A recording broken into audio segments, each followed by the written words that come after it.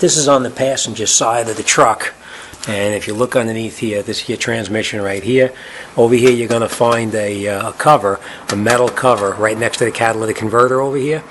And the gas filter is actually located up behind that cover right there. So what we're going to do now is we're going to remove the cover and gain access to the next cover that covers up the filter. So we're going to take out the screws, one underneath here and these two right here, and we're going to remove this cover from the truck. So let me do that, and we'll see how it goes. As tempting as it may be to throw this away and not put it back on, don't do it. You need this to shelter the fuel tank as well as the gas filter from the heat of the catalytic converter. Next thing we're going to do is we're going to get underneath here. I'll show you. It's right underneath this cover right here. So if we take these two screws out here, the filter will be directly underneath there. This is the one line that leads up to it. So let's take this off, and I'll show you how it goes. Okay, we just take that cover off and out of the way. That's where your fuel filter is located, up underneath here. So what we're going to do now is we're going to use a special tool to take off this line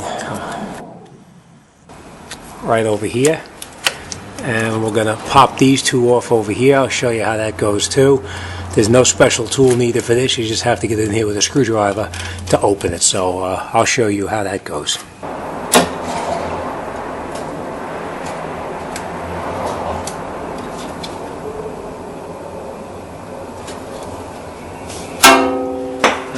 Show you the problem that you have.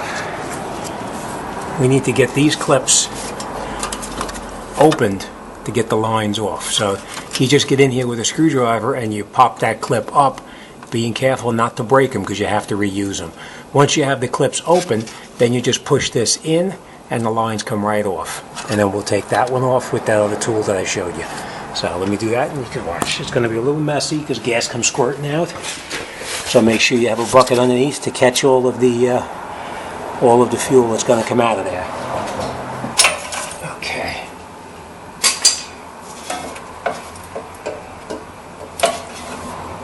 All right, and that's the filter. We got it off. And just so you see how I was doing it, this piece here goes over the top like that, and you push it forward, and it releases the spring that's holding it in place. You push it this way, and then you pry the line, and it comes right off.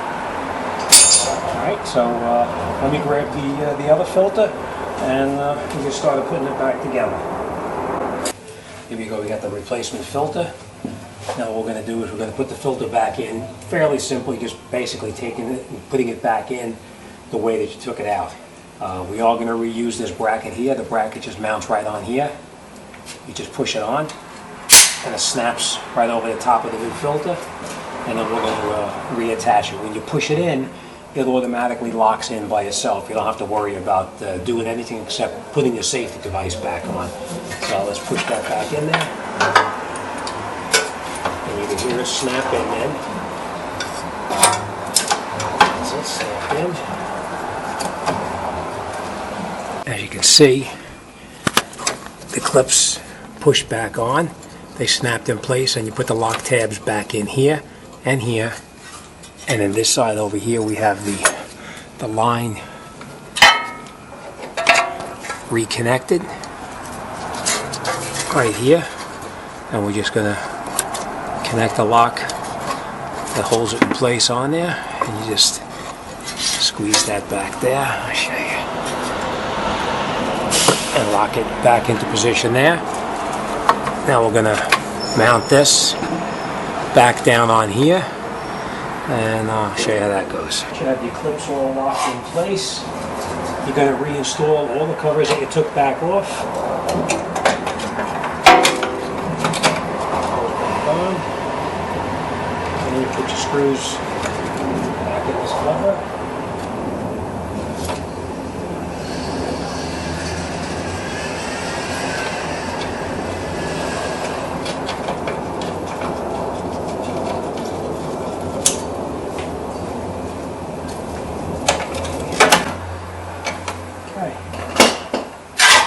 I said, it may be very tempting to leave this cover off, but make sure you put it back on because it shields the catalytic converter heat from the new gas filter. So we're just going to put this back in here, catch the bolts that we took out.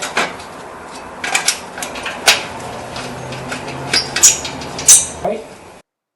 Okay, so as you can see, replacing the fuel filter is really not that difficult. Just be careful and make sure that you use a non-exploding drop light so you don't have any problems. All right, as always, thanks for watching, and I'll see you on the next one.